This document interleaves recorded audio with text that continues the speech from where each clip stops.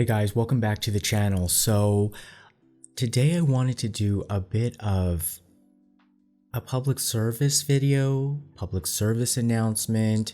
Now that Korean culture, K-food has become a lot more popular, many of you have been venturing out to eat Korean food. Many of you have already been eating Korean food for a long time. Many of you are Korean. So this is not for everybody, but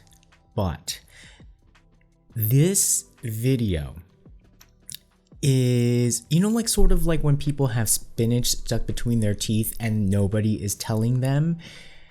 This is a video for people who, sad to say, I want to be the one. Don't shoot the messenger. I want to be the one to help you. But there are a lot of people who do not know how to eat rice. I'm telling you the truth. Y'all don't know how to eat rice.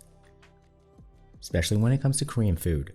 But actually it covers all Asian food. When did I first get an inkling of this? Way back when I was like 17 years old. I was like interning at like a pre tech company. I mean, we were selling like dial-up internet. I mean, like that's how old that was. And there was this like old like white guy. He had just come from lunch at a Chinese restaurant, and he was like panting like a dog, and he was saying like, oh my god, like it's so salty, like it was so delicious but so salty. And I was like, oh, like what kind of Chinese restaurant did he go to, and why is he looking at me like, am I supposed to be Chinese today? Because when you're Asian American in America, like sometimes you have to like, take one for the team. You have to have a working knowledge of Asia, and sometimes you have to cover for your other Asian brothers and sisters, and like sometimes you got to be Chinese. So I guess I was Chinese that day. And then so I was like, but why would it be salty? And then I realized, I don't know if it's 100% true or not, like, but a lot of people that I noticed, they would pour soy sauce on white rice. Oh my god, this is open. Ew. And that's salty. And I haven't tasted soy sauce in a long time like that. Because they said like, oh, I don't like Asian rice because white rice is so bland. I was like, but it's not bland. Well, it is flavorless on its own. And that after a while, after then seeing in Korea, instead of soy sauce, what a lot of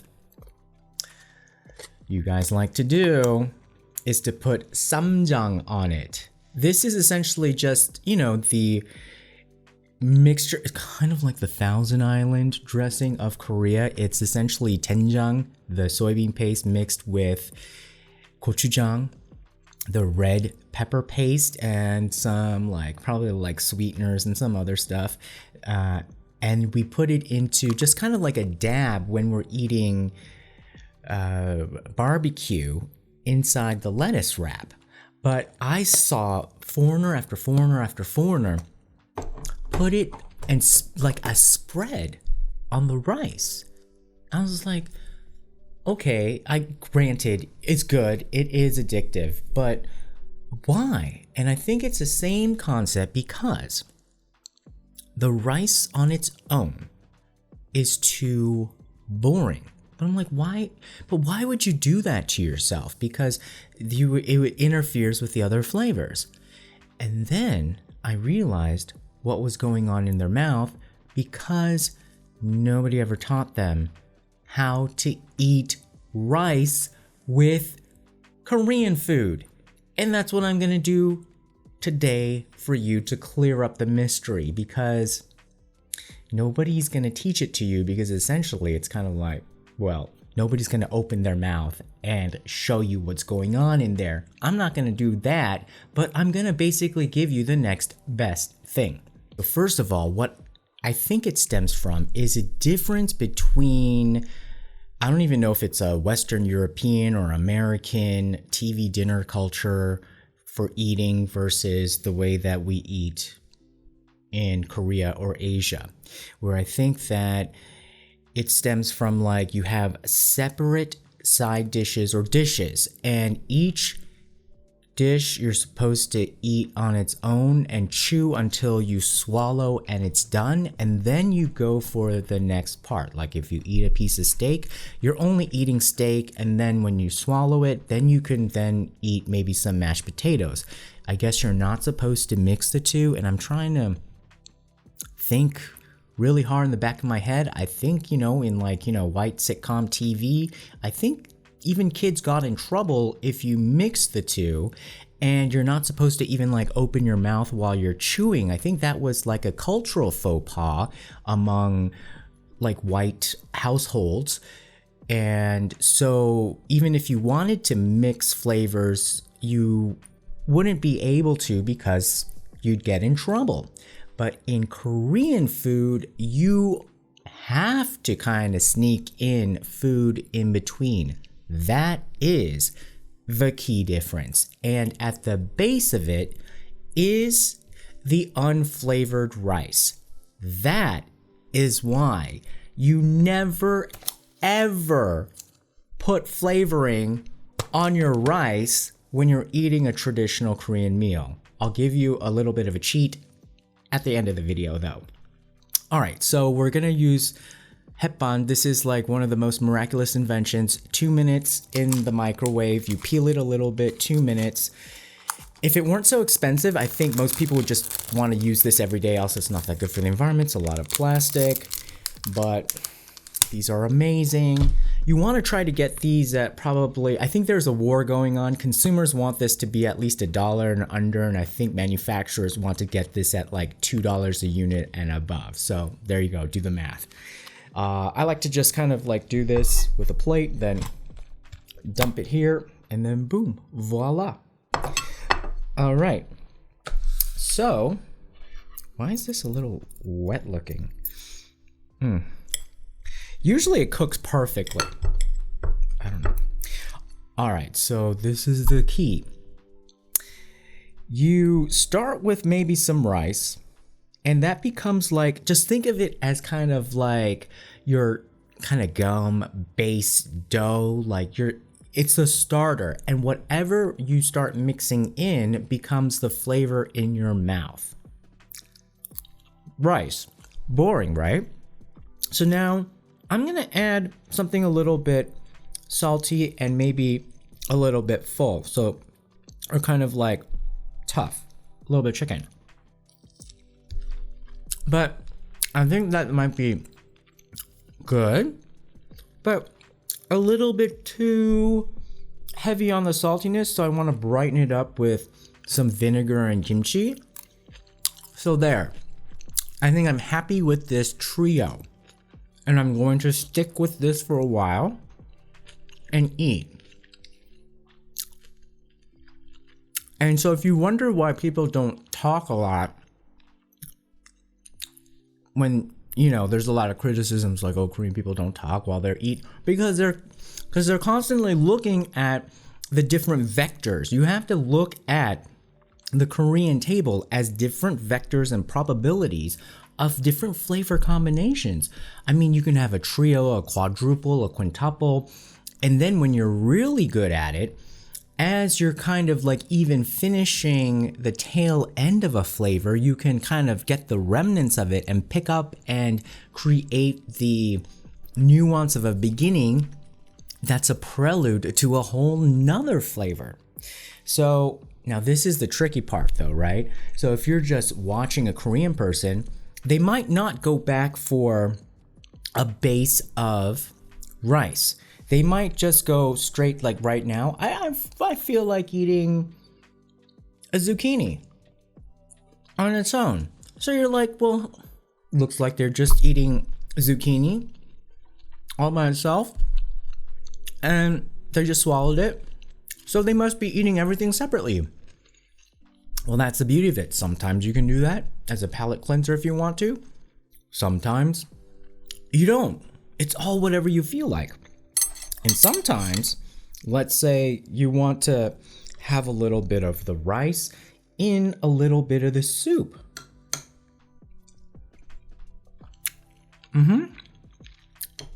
Sometimes you just want the soup by itself.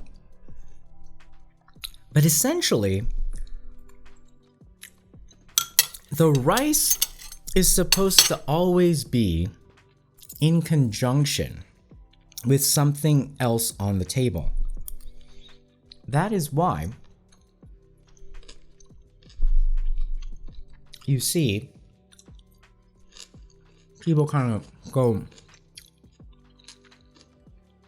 back and forth in between bites. And that is the beauty of Korean food. You could kind of say like no two bites could be the same. And that's what keeps it like stimulating and interesting. And that is why it's kind of weird when you see like people pasting ssamjang on the rice. Although I have to admit, after trying it, it does taste good. All right, now, like as an added bonus, there are people who don't know how to eat kimchi. And reason why? Some people said that it tasted rubbery. I was like, rubbery? How does kimchi taste rubbery? And then I figured it out. You're lucky to have me to figure out these weird things. All right, I'll tell you why it tastes rubbery.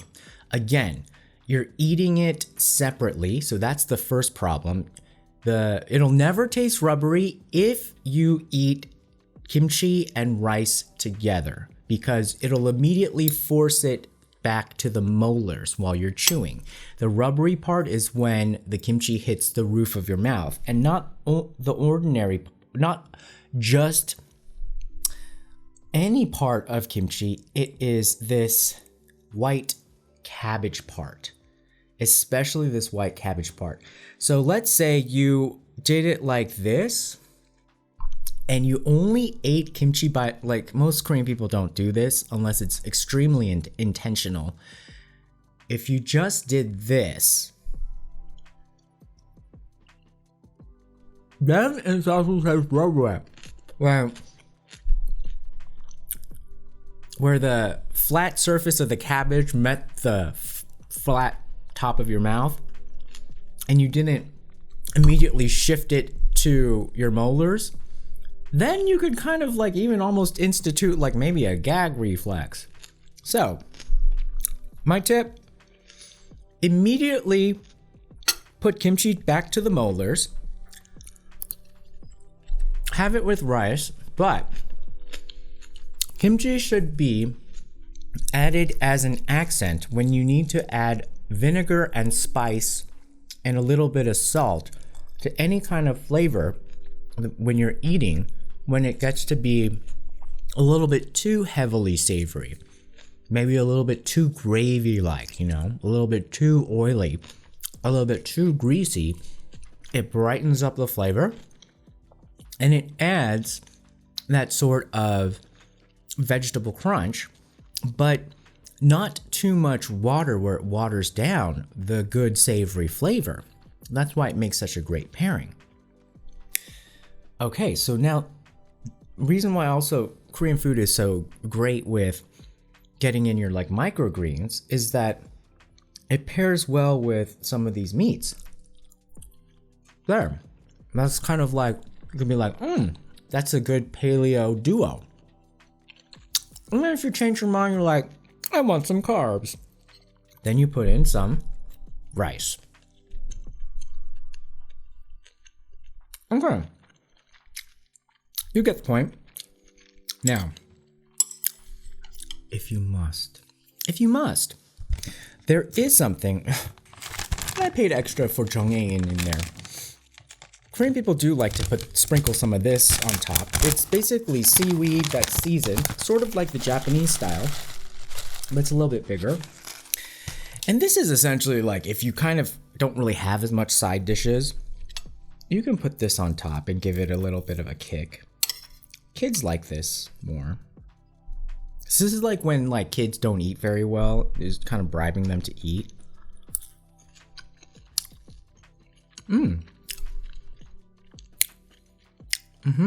That tastes good. So let's try. Oh, I put it in the middle just because y'all just love it so much. All right. So what is the big deal? All right. So let's try this. This would be like when you can just eat rice on its own. So essentially, like if you're like a starving college student and you just have rice and some of this and some of that sauce.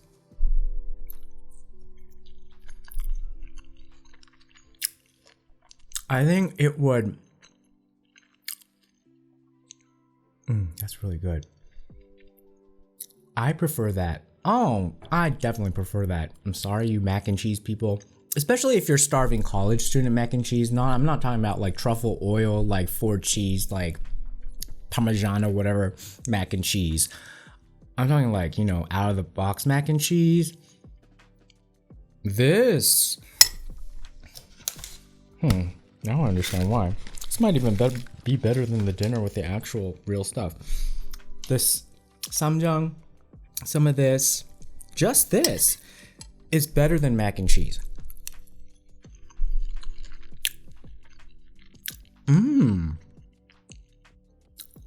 Okay, guys, so I would say the ssamjang style, just do it in the privacy of your own home for your own, I guess, mac and cheese kind of like way of doing things. When you're in a restaurant, you're gonna want to enjoy the flavors of what's in front of you and not have the overpowering sauce flavor get in the way. And you really want to play around with the different vectors of different combinations and see how many you can come up with. And see whether you can really then carry on a conversation while you're mentally calculating like what can go next and like, how you're gonna, get all the flavors. And you will see this is also kind of why it's fun to be in Korea, because like while you're eating, you're like being so stimulated. Your senses and your, the conversation, everything. It's just like a lot of sensory inputs and interaction, which is what makes, and the colors, which is what makes eating in Korea so fun. So it all starts with knowing how to eat rice. So never, ever, ever, ever, I never want to see you put soy sauce on that rice. No, you could get away with this. Sure. Oh my God, in the green screen, it might look a little weird. But please practice eating rice with Korean food. And hopefully we'll see you master it when you come to Korea. All right, guys, see you again next time. Bye-bye.